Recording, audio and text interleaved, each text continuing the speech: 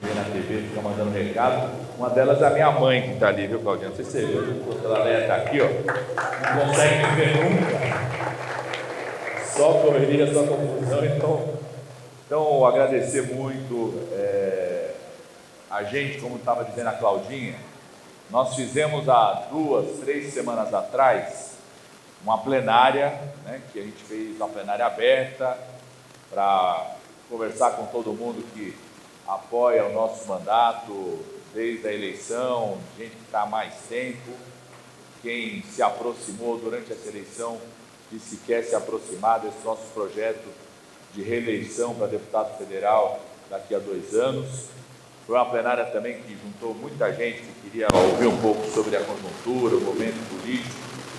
E a gente tinha conversado que o Manzini, o Padre, o Roberto, o Chau, o 40, agradecer muito em nome deles, todo o time, a Claudinha, o Olavo Noleto, que é o secretário executivo que está aqui, o Luiz Mário. A gente tinha conversado que era importante a gente poder fazer, além daquele momento aberto, e a gente, quando é um momento tão aberto, a gente permite que mais gente participe, mas ao mesmo tempo você não pode falar tudo que você quer falar, nem ouvir tudo que você quer ouvir, ainda mais na internet, fica gravado, vídeo, assim vai.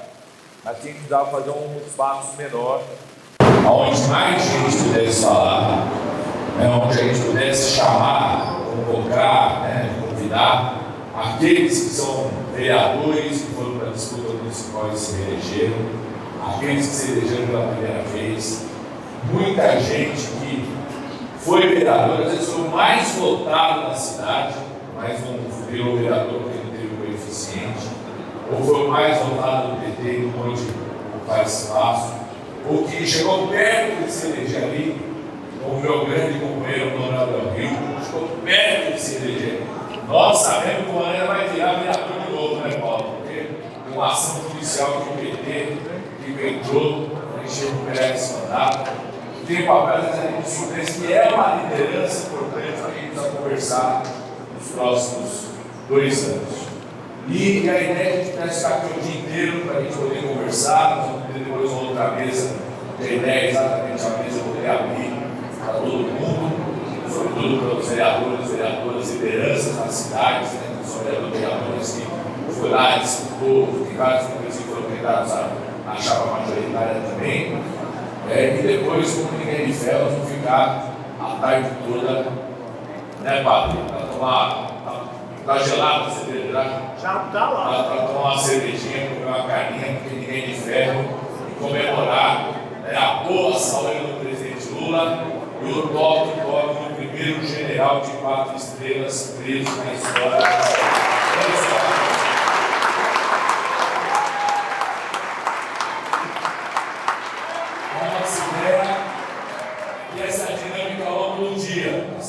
Conversar muito, poder tratar, você que está ali perto da sua cidade, quer conversar um pouco, quer tratar de alguns temas, gente que quer tratar de tema aí na reta final do ano, no fechamento do orçamento, tá certo? Então, essa é uma primeira coisa, a gente poder fazer um debate político aqui. Por isso que a gente fez questão de começar com esses 3 companheiros que falaram aqui, porque a gente, antes de mais nada, daquele time que nós estamos aqui para disputar mandato, para ter orgulho da disputa do mandato, o papel como parlamentar, o papel do governo municipal, construir sindicato.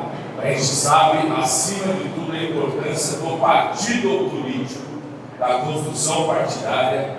O nosso grupo não é daqueles que não coloca como uma prioridade absoluta, um objetivo central na construção, o fortalecimento do PT, o papel do PT, a transformação necessária do PT, o debate que o PT precisa fazer com isso que eu digo aqui. Então, por isso que a gente começou ouvindo assim como nos bons e velhos momentos, ouvindo todos os nossos espaços de direção. Eu quero agradecer muito a companheira Giovante, que é a nossa representante na executiva nacional do PT, companheira da luta dos bancários. Eu ia aqui passar um pouco da direção nacional. O companheiro Kiko, que é o nosso presidente estadual do PT, e o companheiro Paulo Ferreira, que além de um grande amigo, é o nosso líder, nesse momento, o nosso líder da bancada do PT na Assembleia Legislativa. Então, para que a gente possa fazer esse debate político ao longo do dia, inclusive. Na outra vez a gente vai pensar, que as pessoas possam falar não só do que é, sobre ter uma mesa aqui logo depois, tem uma mesa que a ideia é mostrar para todo mundo aqui, construir uma rede de apoio aos vereadores e vereadoras em todo o estado de São Paulo. Então vai ter uma mesa que tem tanto companheiras que têm muita experiência em ser vereadora, está acumulando uma década, 10 mandatos, né? Vai dar uma aula de tudo que é ser vereadora, né? Quantos companheiros que estão ali no seu segundo mandato, ou está no seu primeiro mandato eleito, né? Ou que foi eleita agora, para a gente falar um pouco das dificuldades, da experiência do que é exercer o mandato de vereador e vereadora.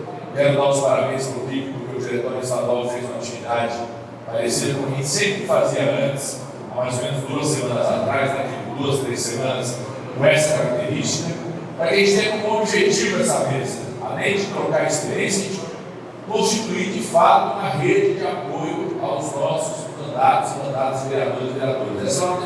Essa é uma missão que a gente já queria fazer há 4 anos atrás, quando eu estava só como deputado federal.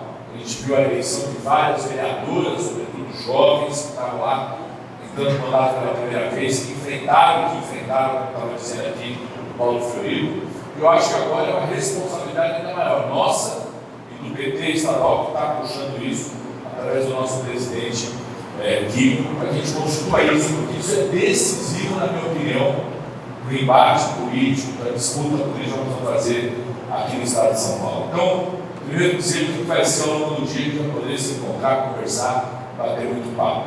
Segundo, um pouco do que o Fiorito, o Kiko e a Juliana estavam falando, eu acho que a gente tem que ter clareza, enquanto governo federal, enquanto lideranças que foram decisivas na eleição do presidente Lula, da importância histórica do que é o nosso governo hoje. Nós já aconteceu isso em vários momentos na história do PT. A gente teve verdadeiros ciclos históricos do que eram os nossos governos. A gente viu nas primeiras prefeituras municipais, a gente tinha um ciclo histórico, que a gente foi consolidando o chamado modo petista de governar. Que era o que a gente falava da chamada inversão de prioridades, a participação popular. E com isso a gente constituiu experiências municipais, vários de vocês aqui ajudaram em alguma dessas experiências ao longo daquele período, que viraram referência até hoje. É uma referência tão forte, que às vezes a gente fala assim, poxa, a gente precisa atualizar o modo que eles governaram. A gente fica falando de coisas que funcionaram também lá nos anos 80, nos anos 90, que não conta mais de influenciar a cidade, de fazer a disputa política na cidade, do papel que nós temos. Depois nós tivemos a experiência em 2003 do presidente Lula, que o papel histórico era provar que era possível sim um operário, um trabalhador, liderar esse país e ser o melhor presidente da história que esse país já teve. Eu tenho certeza absoluta que muita gente, inclusive entre nós, quando o Lula subiu a rampa lá em 2003, falava: puta, será que vai dar certo esse negócio mesmo? Será que a gente vai ter capacidade? Porque o presidente Lula falava isso o tempo todo. Ele precisava provar para ele e para todos de que um operário podia ser presidente da República, podia ser recebido por reis e rainhas, podia ser respeitado no mundo inteiro, e que aquilo que a gente dizia, que era possível fazer inclusão social no país, a gente ia provar que era possível fazer. Esse é o momento histórico. Agora, ainda mais no episódio do dia de hoje, nós vamos ter compreensão de qual é o outro momento histórico. Isso é importante, porque se a gente não elabora isso entre nós, às vezes a gente tem dificuldade de avaliar, discutir e interagir com o que significa o nosso governo. Às vezes a gente acaba tentando se concentrar, às vezes, numa questão pequena, uma questão que às vezes afeta uma ou outra coisa, e transforma aquilo como se fosse a maior coisa e perde a dimensão histórica do nosso governo. Ô, gente, não é à toa que hoje pela manhã é a primeira vez na história do Brasil que um general de 4 estrelas é preso pela Polícia Federal por determinação do Judiciário e não existe um golpe, uma revolução, uma agitação no país por isso. Nós temos um momento histórico que nós estamos cumprindo. que é salvar a democracia brasileira, porque ela estava em risco, numa dimensão que muita gente achava que não era possível existir mais. Uma dimensão das pessoas que lutaram contra a ditadura, que sofreram a tortura, que sofreram ter que se esconder, como a minha mãe que está aqui, se esconder por conta da repressão, entrar numa maternidade com lençol coberto, com medo de ser presa durante o parto. Essas pessoas sentem com uma força enorme o risco permanente da nossa democracia. E a gente não pode ter dúvida nenhuma do que aconteceu no dia 8 de janeiro, do que aconteceu com as evidências que a Polícia Federal vem identificando cada vez mais, e do que acontece no mundo, como disse a Tava Giovanni. Existe uma parte da extrema-direita no mundo que despreza a democracia o tempo todo, e com um discurso antissistema, na verdade é um discurso de antissistema, para acabar com a única experiência histórica que a humanidade construiu, e há pouco tempo, não tem 200 anos, que é o povo poder decidir sobre as políticas públicas, poder votar, poder ter partido, poder se organizar. Essa extrema-direita percebeu que para avançar o projeto dela, tem que destruir qualquer direito dos trabalhadores, quer criar um ambiente na rede social onde a verdade é distorcida o tempo todo, quer deixar aberto territórios inteiros dos países à atuação do crime e a articulação do crime com o exercício e ocupação dos espaços políticos, quer poder fazer o que quiser na área rural do país sem respeitar nada em relação aos direitos dos trabalhadores e às questões ambientais, quer poder jogar uma pessoa negra na ponte, quer poder agredir da forma como agrediu uma mulher de 60 anos que está levando seu filho e achar que pode ficar impune contra isso. Essa é a nossa responsabilidade histórica, que pela história recaiu sobre a liderança carismática do presidente Lula. Sem ele, a gente não derrotava a maior máquina, a maior operação de reeleição feita pelo Bolsonaro, usando a verdadeira operação de boca de urna, colando bilhões de reais das contas públicas do nosso país. Foi com Lula, foi com a história de todos nós. Nós salvamos a democracia. E para salvá-la, para poder prender um general de 4 estrelas hoje de manhã, sem qualquer tipo de questionamento, eu sei que não é fácil, e a gente que está no dia a dia ali na relação com o Congresso Nacional sabe mais ainda, porque para salvá-la só tem uma forma. Não é só o PT sozinho que salva a democracia, não é só o Lula sozinho que salva a democracia, não é só aqueles nossos aliados do primeiro turno que salvam a democracia, ou nós temos a capacidade de construir uma linha demarcatória, inclusive com setores do centro, da direita do país, atores econômicos, de quem está disposto a salvar a democracia, quem está disposto a fazer a disputa política dentro do jogo democrático, ou não será possível isso.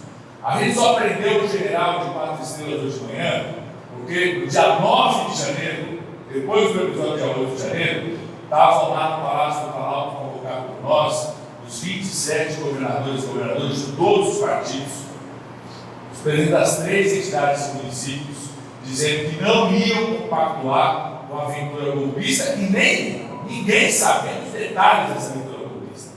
Naquele momento, para todos nós, era apenas alguém mobilizando um monte de gente para ocupar os espaços, as instituições, os prédios, até viabilizar a posse do governo do presidente Lula. Eles nem imaginavam que tinha na aventura golpista plano de explodir caminhão-bomba dentro do aeroporto de Brasília, que tinha plano de assassinar o presidente Lula, de envenenar o vice-presidente da República, de ser pela primeira vez matar, assassinar um ministro da Suprema Corte. Nenhuma ditadura do Brasil, gente, nenhuma ditadura do Brasil ousou matar, assassinar um Supremo ou um ministro da Suprema Corte. Esses ousaram planejar e teriam levado a curso o seu plano se não fôssemos nós para impedir essa atitude deles. Só foi possível prender o general hoje de manhã porque 48 horas depois do dia 8 de janeiro, a gente teve capacidade de convocar o Congresso Nacional, que é presidido por um presidente da Câmara que votou no Bolsonaro,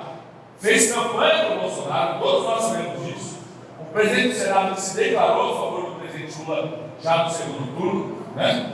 Com a maioria que nós sabemos pelo Congresso Nacional, mas que pelo debate político feito por nós, pela articulação política e liderança do presidente Lula, assumiu a responsabilidade de convocar o Congresso Nacional 48 horas depois do dia 8 de janeiro. Imagina que é convocar parlamentar para estar dia 10 de janeiro em Brasília, porque era necessário o Congresso Nacional ratificar a intervenção do decreto de intervenção de segurança do DF, senão não podia manter a intervenção de segurança do DF feita pelo presidente Lula. Foi essa a capacidade política para salvar a democracia que, depois de meses, nós enterramos duas tentativas de CPMI deles. Uma era a CPMI do golpe, que eles queriam criar uma narrativa de que o culpado responsável pelo 8 de janeiro era o governo federal, e eles imaginavam que tinha maioria no Congresso Nacional para fazer isso, e foi a capacidade de ampliar o governo, trazer o governo gente que apoiou o Bolsonaro no segundo turno, mas que aceitou um pacto conosco de rechaçar o que foi dia 8 de janeiro, e a CPI do MST, que se tivesse marcado o que deixava na CPI do MST, teria tido na criminalização do MST pelo Congresso Nacional. Então, esse exercício que a liderança carismática do presidente Lula e a história política que nós temos, todos nós temos aqui, né, que vários companheiros e companheiras têm, que permitem que a gente tenha uma verdadeira barreira dentro da realidade do que a sociedade brasileira, a composição do Congresso Nacional, para continuar salvando a democracia, para continuar dando apoio à ação do Judiciário, à ação da Polícia Federal, e dizer em alto e bom som: nós só vamos parar quando todos aqueles que financiaram, que planejaram, que executaram os crimes de fazer um golpe no país estejam devidamente punidos. Não tem anistia. E vocês sabem, há um mês e meio atrás, tentaram de novo avançar com o tema da anistia. Só avançou porque a gente teve apoio, inclusive, de parlamentares do Partido do Centro, da centro-direita, que nesse diálogo e nessa convicção entenderam e concordaram que não era possível permitir que aquele negócio avançasse. E essa posição do governo é decisiva para isso, porque já estavam normalizando. O discurso era: não, quem sabe anistiar, né? O cara lá que subiu, estava lá, né, que foi levado pelo pastor, foi levado pelo vereador, foi levado pelo parlamentar, o que seja, foi lá mobilizado, mas o coitado inocente, aí veio com um monte de imagem de pessoas que de fato foram levadas, talvez por própria inocência, mas é pelo bojo da anistia deles, eles queriam anistiar porque planejou um golpe, que programou o assassinato do presidente, do vice-presidente e da Suprema Corte, de tentar anistiar aqueles que já estavam presos e por estarem presos, a partir das evidências que vão surgindo cada vez mais, acabam trazendo novas evidências que permitem que a gente possa descobrir quem planejou o golpe. Então, essa é a primeira consciência que nós temos que ter. O nosso governo vai continuar fazendo de tudo aquilo, inclusive buscar construir uma barreira ampla que ultrapassa o campo progressista, ultrapassa a esquerda, chega a setores do centro, chega a instituições que não são necessariamente instituições que estão junto conosco o tempo todo, para salvar a democracia.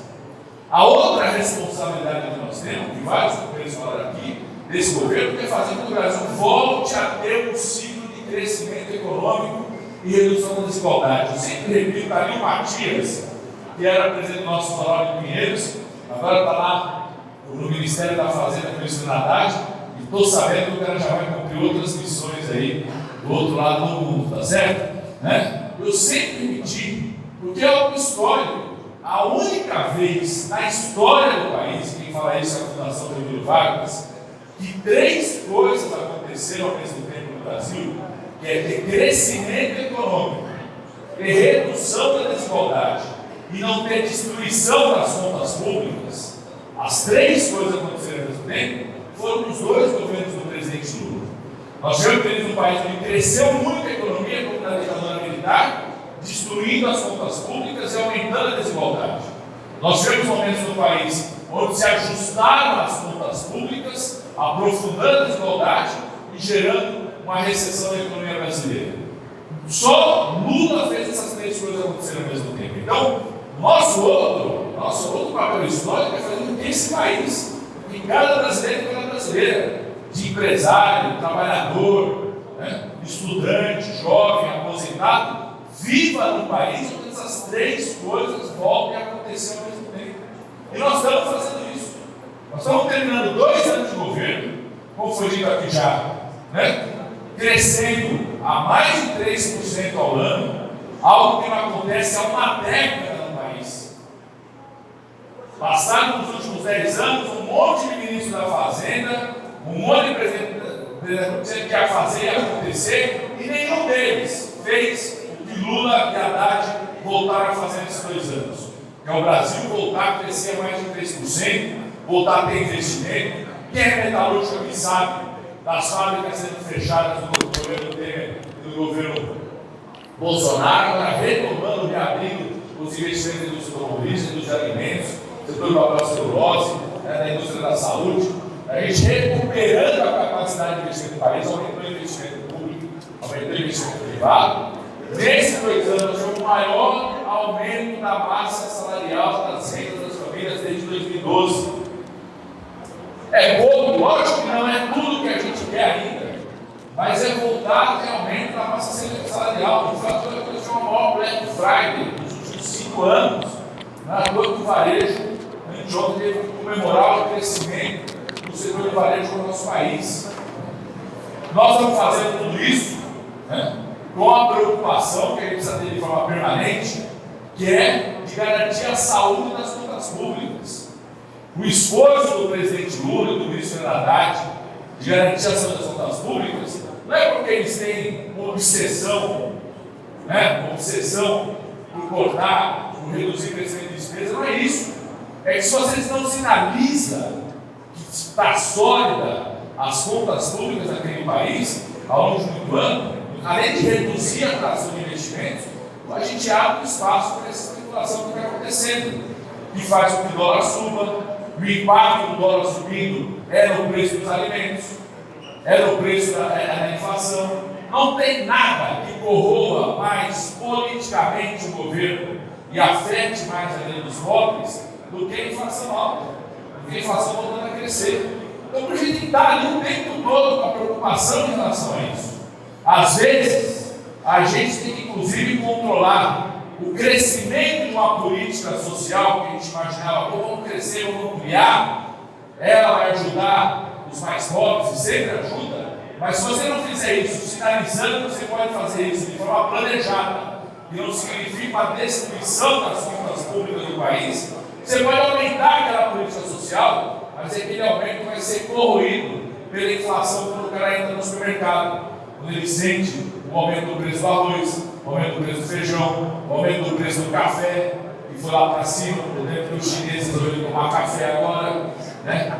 Fecharam um contrato de 500 milhões, ele aumentou 10 vezes a nossa exportação para café, porque eles resolveram criar lá uma rede, uma startup chinesa de café, e num ato só, né, aumenta 10 vezes a nossa exportação de café para lá. Né? Então, tudo isso impacta na vida das pessoas. Então, a preocupação com isso é permanente.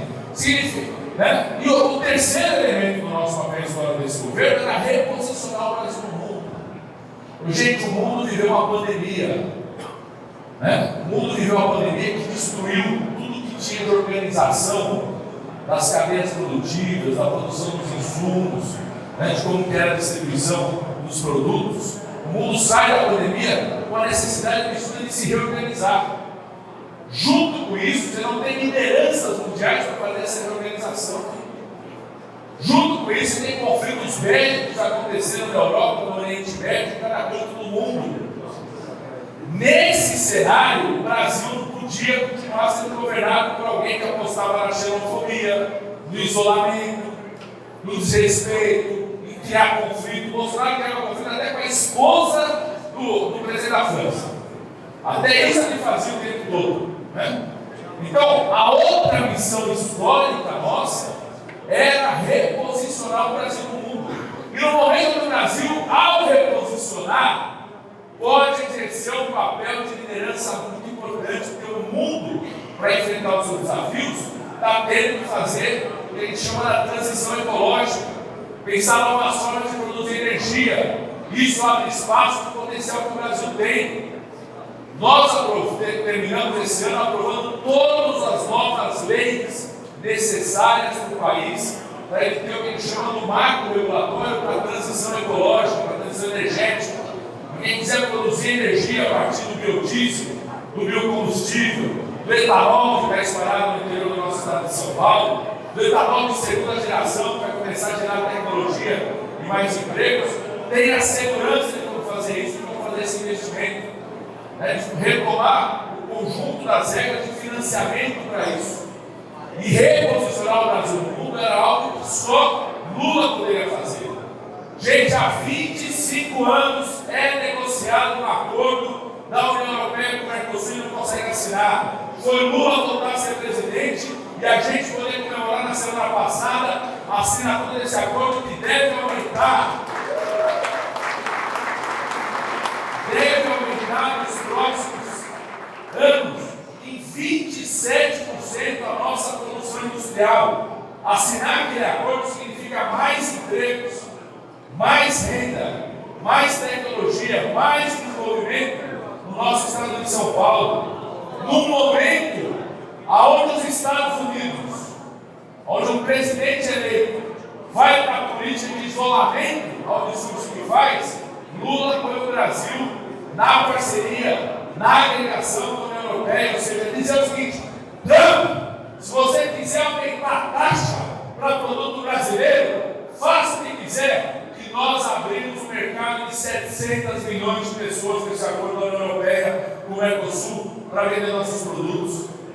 No momento onde os Estados Unidos sinaliza, eu acho que não vai acontecer isso, é muito discurso e muita retórica, mas sinaliza para isso, o Brasil fecha a maior parceria estratégica com o seu maior parceiro comercial, que é a China, que é o país que mais compra produtos nossos e tem uma estabilidade política, econômica, institucional, pelo modo de governo deles. O Jefferson foi lá para a China, pela OMT, estava falando isso agora, a Giovânia também, sinalizando claramente: alguém quer ir para o isolamento, o Brasil está indo para a agregação, para somar, ter mais parcerias estratégicas. Então, essa é a missão. Significa que está tudo bem no governo? Lógico que não. E o presidente Lula tem consciência disso. Nós temos esses 2 últimos anos desse governo para dar uma chacoalhada no governo, para se preparar para esses próximos 2 anos. É igual o meu Corinthians, teve que tomar uma chacoalhada se não ia ser rebaixado. Teve que dar uma chacoalhada se não ia ser rebaixado. E agora se prepara para ir para outro patamar. O Brasil, o governo nosso, tem que se preparar nesses próximos 2 anos para um outro momento, que é o momento de ativar o que eu falo, ativar o modo de disputa política eleitoral nos próximos 2 anos. A disputa de 2026 vai começar a partir de agora. E eles ficaram todos assustados com a pesquisa que saiu essa semana, porque se dependesse das notícias que saem todo dia, das análises, dos editoriais de alguns jornais, eles deviam imaginar que ia sair uma pesquisa, e o Bolsonaro ia estar na frente do Lula, o Tarcísio, como ele daqui, ia estar na frente do Lula, e o Paulo Marçal ia estar na frente do Lula, porque o Lula está mediatizado, porque eles constroem essa imagem. A pesquisa que saiu essa semana, botando Lulinha, ganhando de goleada de todos eles, botando vamos testar o Haddad ganha de todos eles, só reposiciona ainda mais a necessidade que esses próximos 2 anos serão 2 anos da disputa política desde o começo. A gente se preparar para o que vai ser a disputa de 2026, onde a gente tem algumas tarefas. Por isso tem que dar uma chacoalhada no governo. A gente sabe disso, o presidente vai ter consciência disso e vai dar essa chacoalhada da forma como ele acha que tem que chacoalhar. Vai dar essa chacoalhada para que a gente melhore em algumas áreas, onde a gente consiga dar resposta suficiente para a população, que a gente tem uma preocupação permanente de não deixar os fundamentos da economia, a gente perder esses fundamentos para não impactar negativamente, que a gente possa reformar algumas questões do funcionamento permanente do governo. E tem uma questão que o presidente Lula já sinalizou, mas ele acha uma tarefa que não é o presidente Lula que vai fazer isso, é uma tarefa nossa. A Aqui a Giovanni, que é do PT Nacional, o Kiko, o Fiorino, tem companheiros que estão aqui, vereadores eleitos, quase chegaram a ser eleitos, tem companheiros que estão em papéis importantes do governo federal. Uma chacoalhada que o nosso governo precisa dar não é simples. Eu vi outros governos do presidente Lula, isso é uma tarefa que precisa dar. Que é como você faz com que tudo isso esteja acontecendo, passe a ter disputa no território. Então nós temos uma responsabilidade, eu quero dizer aqui, quando começou o governo, eu falei, Kiko, eu acho que você, enquanto presidente estadual, o Kiko fez todo esforço para isso, precisa estabelecer um calendário do Estado, botar os ministros para circular, os deputados, todo mundo junto. Não é aquela coisa que cada deputado vai fazer sua agenda, pensando só nos seus votos, cada deputado federal e estadual vai fazer isso, ou cada vez fazer isso. Todo mundo junto. Eu acho que tem uma responsabilidade, né?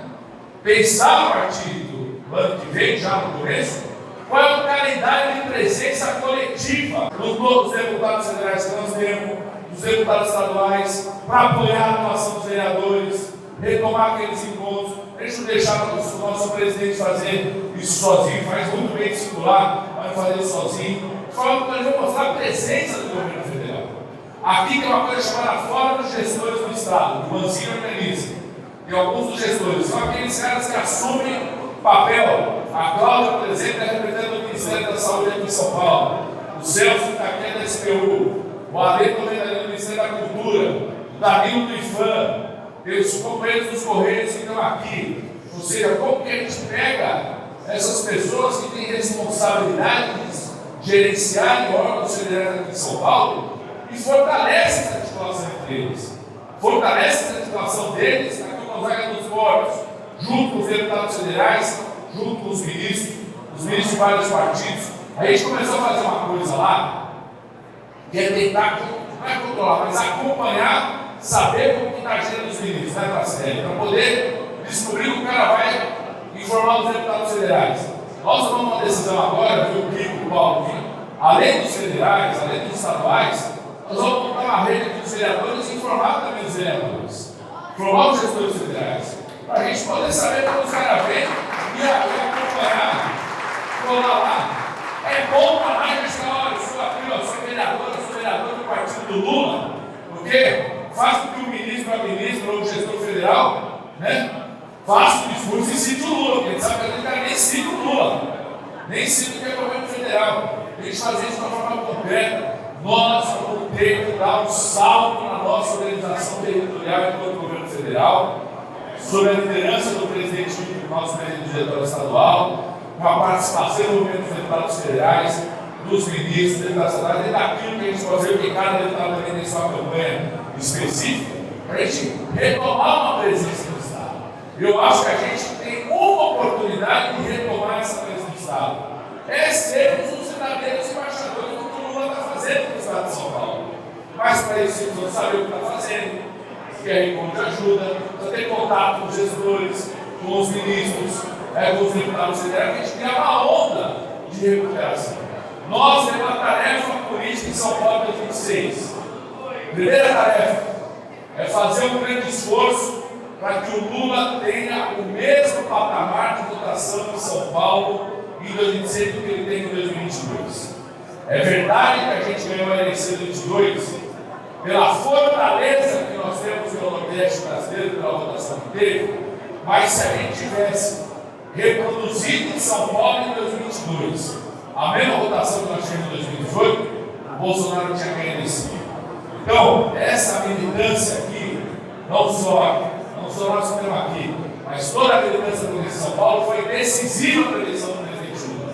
Então, nós temos uma tarefa que é pelo menos reproduzir o mesmo patamar de votação e trabalhar, se possível, para crescer ainda mais. 2, nós temos que assumir uma tarefa de eleger pelo menos um senador ou senadora do campo democrático em 2026. Porque a operação da extrema-direita no país é pegar, vocês sabem, são 2 candidatos do Estado, então são 54 candidatos. A operação deles é, se eles elegerem metade disso, se a extrema-direita eleger o país, pelo menos em cada Estado, um candidato senador da extrema-direita, eles passam a ter maioria no Senado. Porque a maior parte dos senadores que nos apoiam estão no seu mandato de disputa agora. Então nós vamos acertar na estratégia política para garantir, pelo menos, a eleição de um senador ou senadora desse campo democrático. Senador e senadora que talvez não defenda tudo aquilo que a gente defende, mas que vai chegar no Senado e não vai entrar nessa onda de querer impedir a atuação do Supremo, né, de querer aprovar o impeachment do presidente Lula, que a gente vai se eleger, de querer impedir e evitar que temas da defesa da democracia possam dominar no país. Essa é uma disputa central para os próximos anos. A extrema-direita sabe que o Lula é favorito para ser reeleito. Os seus principais candidatos da direita, inclusive, correm de disputar Lula. Tem medo de disputar Lula. O Tarcísio acorda e dorme todo dia pensando: o Lula não pode ser candidato, porque se o Lula for candidato, eu não tenho chance nenhuma de ganhar para ele. Não vai colocar em risco a disputa de reeleição dele aqui. Mas a extrema-direita opera com a lógica. Eu não consigo derrotar o Lula, mas consigo ter uma maioria no Senado para impedir o governo. Então, essa é o segundo elemento fundamental da nossa estratégia para 2016.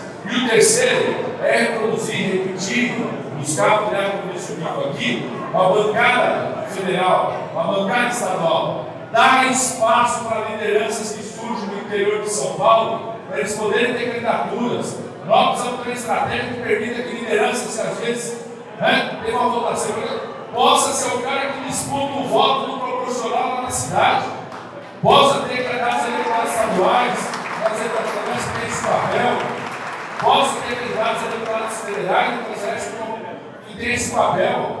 Porque senão a gente nunca vai reconstituir quais são as caras do Lula nas cidades.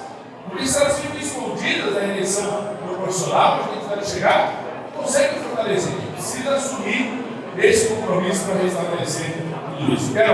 Vou terminar aqui, gente, só dizer da alegria de ver vocês, agradecer mais uma vez a Giovândia, a nossa representante executiva nacional, o Kiko, que é o nosso presidente do PT, Paulo Felipe, que é o nosso líder na Assembleia, de estar aqui, passar essa mensagem de avaliação das nossas instâncias de direção sobre os nossos desafios e dizer que a gente aposta muito nessa rede de vereadores, de lideranças locais, para a gente voltar a fazer a disputa política real no estado de São Paulo. E a importância dela, por isso aqui o Kiko, porque tem muitos desafios de transformação. O presidente Lula falou claramente na fala dele, no evento nacional na última sexta. Quem não assistiu, vale a pena assistir na íntegra a fala do presidente. E ele fala uma coisa muito séria, ele fala: as condições que existiam no país, que fizeram o surgimento do PT e o PT crescer, elas não existem mais. Como disse a Giovânia, até namorar a gente namora diferente. Morando no Rio, que toda plenária de sábado ele fala assim: hoje ele tem namorar, ele vai ter que acrescentar, hoje ele tem namorar do jeito que vocês quiserem namorar. Tem gente que eu já percebi, a Giovânia, no sábado ela faz ali um encontro no aplicativo. Então, encontrar alguém no aplicativo que ela falou no microfone aqui. Então, encontrar até namorar é diferente. Imagina a organização sindical, a economia, a comunicação. Então, a transformação que o PT precisa fazer, que o Kiko falou aqui, não é guinada. Às vezes você fala: tem que guinar para o centro. O PT tem que guinar para a esquerda. Não é isso. O PT tem que guinar para a realidade do povo brasileiro. O que fez sempre a diferença do PT em relação a qualquer outro partido de esquerda foi sempre uma capacidade muito forte nossa de entender a cultura do povo brasileiro. Como o povo brasileiro se organiza? Como o povo brasileiro gosta do seu lazer? Como se organiza no local de trabalho? Como o povo brasileiro exercita a sua fé? Como o povo brasileiro se organiza na sua comunidade? Se a gente não compreende e não dialoga com a forma do povo brasileiro se organizar hoje, nós vamos ser ultrapassados. Só que é esse desafio, como disse aqui o Kiko, dentro do estado de São Paulo, e nós estamos querendo oportunidades. Não era todo o PT surgiu daqui. Não era todo o PT surgiu daqui. Se fortaleceu o seu partido nacional. Essa transformação passa por nós transformarmos o PT aqui. E a gente confia muito na liderança do Copeiro Pico para estabelecer o calendário desse debate político, aproveitar ao máximo o potencial de cada um aqui para fazer essa transformação necessária. Vocês podem ter certeza, quero dar os parabéns para todo mundo que disputou a eleição municipal aqui. Nós estaremos juntos com vocês. Aqui ninguém abandona ninguém. Nós vamos estar junto com vocês no dia a dia do mandato, no dia a dia da luta na sua cidade, no dia a dia da luta do seu movimento, porque a gente aposta e acredita em vocês para transformar a realidade do estado de São Paulo e do país e ajudar o presidente Lula a ser reeleito, dar conta desses 3 desafios históricos do nosso governo nacional aqui. Então, viva a todas e todos aqueles que dedicam. Nós somos seu sábado, dia 14, como disse Paulo Freire aqui, a gente fica muito feliz de vir aqui. A gente sabe que vocês dedicam de segunda, terça, quarta, quinta, sexta, sábado e domingo, às vezes para estar um pouquinho longe da família, para que o Brasil, para que o estado de São Paulo e cada cidade seja melhor. Viva a energia e a disposição de vocês e nós vamos estar junto com vocês para apoiar vocês nessa luta. Um grande abraço, gente. Vamos curtir o nosso dia.